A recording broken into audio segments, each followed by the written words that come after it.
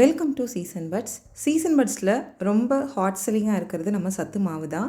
So எங்கள் குழந்தைக்கு கொடுக்க ஆரம்பித்து அதை மற்றவங்களுக்கு கொடுத்து ட்ரை பண்ணும் போது நல்லா இருக்குன்னு சொல்லி அதுக்கப்புறம் இப்போது மந்த்லி 20 kgs கிட்ட நாங்கள் சேல் பண்ணிகிட்ருக்கோம். ரொம்ப விளம்பரம் படுத்தலை. ஸோ கம்யூனிகேஷன் மூலமாக நாங்கள் இந்த சத்து மாவு சேல் பண்ணிகிட்ருக்கோம்.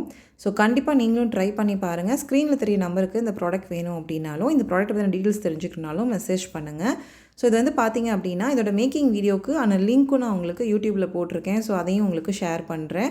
சத்து மாவு எப்படி காய்ச்சறது அப்படின்றதையும் நான் இப்போ ஷேர் பண்ணுறேன். ஒரு பாத்திரத்தில் நம்ம 250 ml தண்ணி சேர்த்துக்கலாம். இல்லை 200 ml சேர்த்துட்டு 50 ml மில்க் கூட சேர்த்துக்கலாம். இப்போ 200 ml தண்ணி சேர்த்துட்டு 2 டீஸ்பூன் சத்து மாவு சேர்த்து இந்த மாதிரி நல்லா மிக்ஸ் பண்ணி விட்டுக்கோங்க. கட்டி இல்லாமல் நல்லா கரைஞ்சதும் நல்லா 2-3 கொதி வரணும்.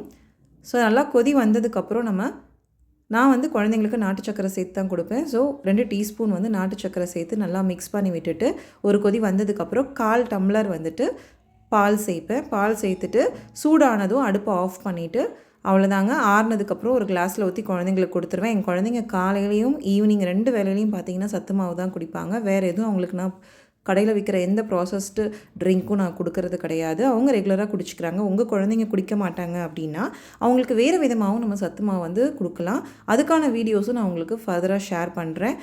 ப்ராடக்ட்டுக்கு நீங்கள் ஸ்க்ரீனில் தெரியுற நம்பருக்கு மெசேஜ் பண்ணுங்கள். உணவே மருந்து, மருந்தே உணவு, அதுவே நம் பாரம்பரியம். தேங்க்ஸ் ஃபார் வாட்சிங் திஸ் வீடியோ.